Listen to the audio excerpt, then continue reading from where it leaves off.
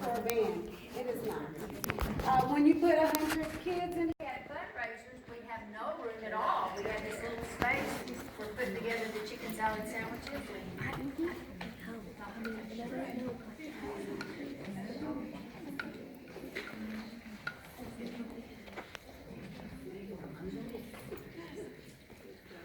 and there's so much space just outside.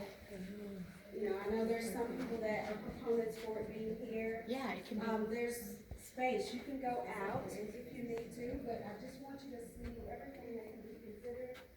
There's people that, you know, want us to build a brand new building. You still see that there's a need. I am a proponent for instructional spaces for our scholars. Things that are good for them. And right now we're enclosed and there's not enough space to do everything that we want to do anytime. We can do a lot of things individually in pockets, but it doesn't allow the opportunity for our kids to collaborate and work together a lot. So in most instances, when we get 2 or 3 classes of kids together, or we get the band and the flag girls and different groups together, we have to go outside because there's just not enough space anywhere inside to do it. So what happens when there's inclement weather? Everything kind of stops. So you just have the band here, or you have half of them in the auditorium performing, you've got half in another area. They're all in different spaces and they don't get a chance to come together and work collaboratively and collectively as a group. So for me, that takes away opportunities for them learning together and from one another. So just a thought, and as we go to different classrooms, we're going to allow you the opportunity to go into a couple of classrooms and sit and see the space and how much room the kids actually have for learning and cooperative grouping and activities. Come on in. This is our theater arts classroom. This was the original library.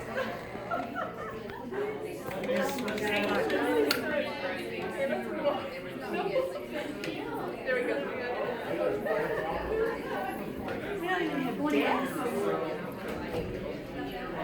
We won't all fit.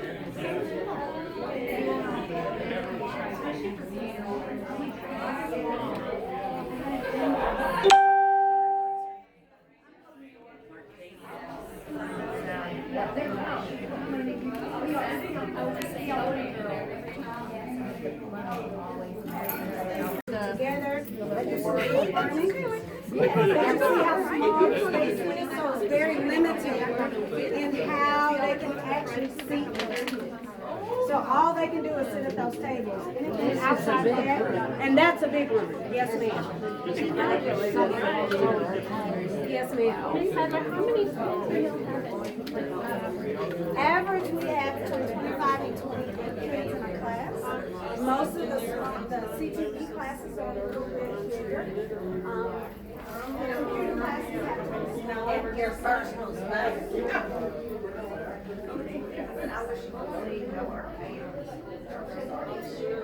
Oh, I bet. You're representing. I guess so. This would be probably the contract. They actually just put the chairs back in for you all. So, but y'all come in and have a seat and just take a look at the space and just think about the things that you can do in this classroom. We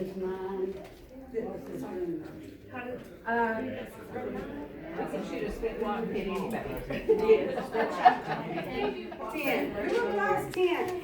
So at any rate, we are moving to more of an education that involves STEM, which is activities that involve not only one subject area, but they involve math, they involve science, technology, English. They bring everything together. So you have conceptual type learning areas for kids. And this is where kids all come together and work together to build a product or come up with a solution to a global problem. There's absolutely no way that in a space like this where you have just regular seating of chairs that can happen, because it does not allow for the movement, it doesn't allow for the computer, the technology setups that you need, as well as the materials. for that type of learning to happen. You have to have open spaces for that type of learning. And so you'll notice that all of our classes are very enclosed. They were wonderful classrooms for the 70s and 80s and 90s even, where you sat in a row, just like this. I mean, many of you have been in this situation. You learn this way. Our kids don't learn this way. And the world, the jobs that are available for our kids are not expecting them to basically sit in a row or work only by themselves. They work together in groups and they come up with plans together as teams, and they present things as teams. So we're moving to more of a collaborative learning. And actually we're behind the ball. We're behind the 8 ball on that. So this is just, you're seeing that this was great for when it was great and when it was expected. Now we're moving to more of a collaborative learning style, and we have to move our kids in that direction. 21st century learning. Show you all this. You all are community members, so you all know. Right now we have no fencing on this side of the building. But our kids on this hallway, the only way they can make it from here all the way to the B building is to come this way. And they come this way because we have 2 doors that go out to the A building in that area where our old gym is located in the A building. So if they all 700 of the kids are coming through those double doors, they'll never make it on time. So what we do is we take this group of kids from this hallway and we try and send them this way if they're going out to the A or the B building. Well, when they come this way, you can imagine that we lose a few of them. Okay. There's no fence.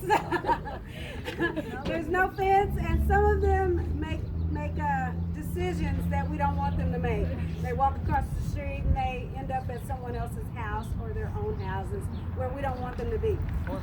But we want them to make it on time. So for those kids that want to make it on time, they do take this route because they avoid everyone.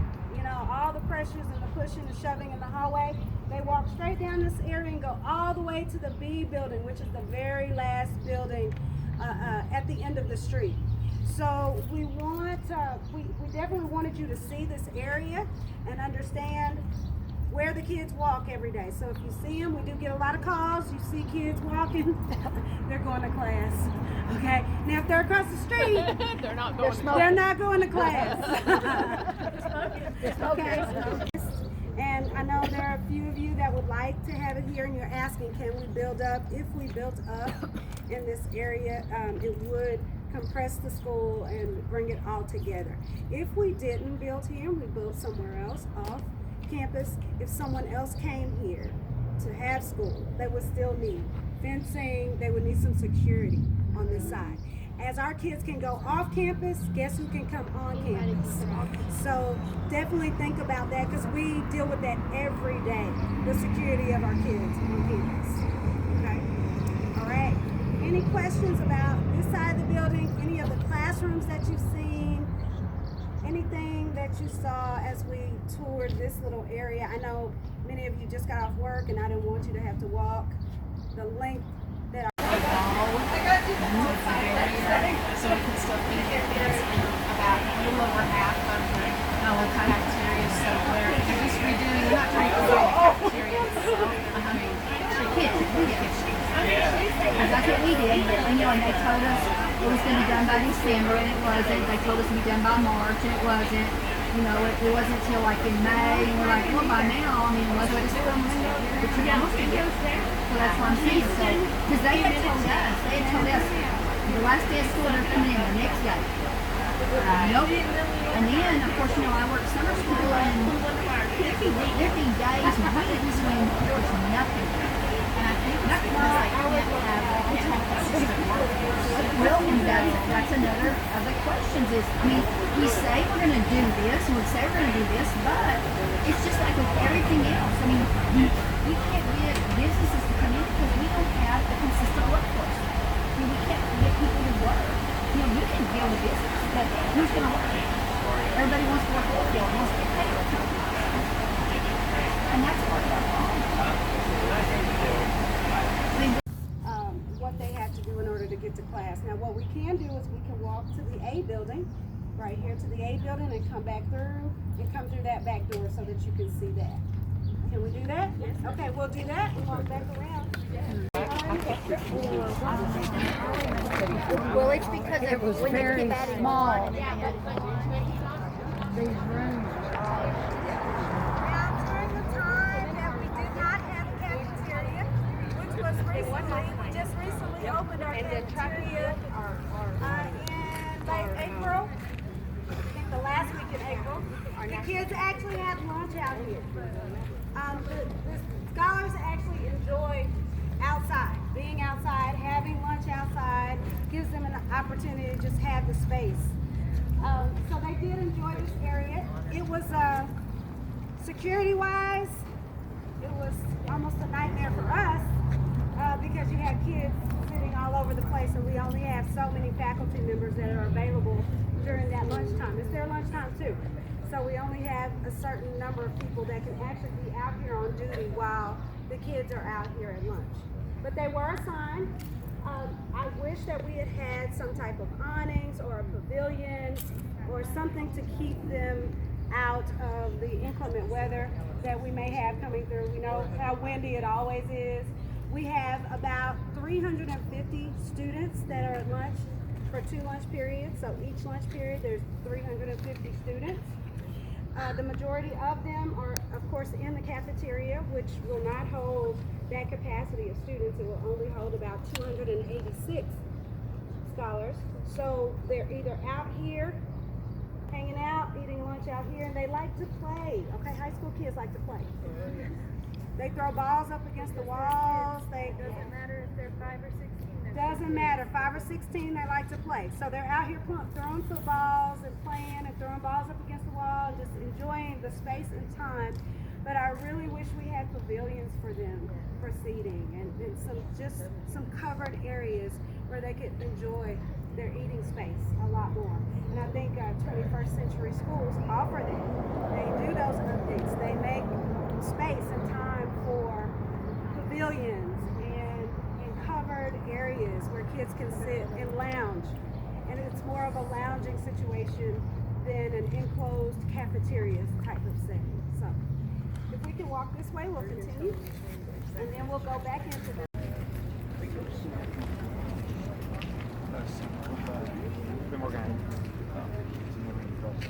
you actually have to walk from the main building all the way out to the B building. So they have a 5-minute passing period. I thought of shortening it to increase instructional time, and we actually walked it and timed it, and it was impossible. So, I mean, I can do it because I walk really fast, but on a regular pace, you can't do it. And our kids walk a lot slower than regular pace. So, my idea is to see a school that is a little more condensed, as I said before, where buildings are really close in proximity, and they can move from, if they're in auto mechanics, they can just move in a pod more so from building to building if they need to. But all the buildings are interconnected so that they don't have to walk across a parking lot to get to the building, which is another safety issue because there are people that drive through that parking lot all times of the day because we don't have any fencing or gates on that side. So they drive through all times of the day. They pick up, they drop off food, they pick up kids, they drop off kids, all times of the day. So we're constantly out here moving around and making sure that there's no activity going on out here that shouldn't be. We also had this area right here is also open for our kids. They used to eat lunch out here when we didn't have a cafeteria. They still want to move to this area and sit because that's what they're accustomed to. Just because this is the only covered space that they had where they could actually sit and eat lunch. So they sat out here during time. All right. Let's go over to the main building and then. So that's the robotics. Now this area has been built by our scholars. This is a maker space. This is the type of learning that we want happening in our buildings. So we have robotics. Our robotics team works here, as well as our engineers and construction kids. So they all work together. Their objective this upcoming school year will be to build a solar car to compete next May, I think is when the competition is. So they are all working together to do this. So we've scheduled their courses at the same time. We actually have robotics now as a course within the school day, which we hadn't had before. And so with the engineering class, the construction class, and the robotics class all at the same time, they can all meet here and work on their projects together. But with each part or each piece being done at different places within this space. And they can bring it all together for, of course, ultimately that solar car that they want to build. Okay? And look at those banners. Yes. Oh, yes. So you see those championship banners? One of them's my granddaughter. Yes. And all those trophies, those are trophies, all those Vex trophies, and those are all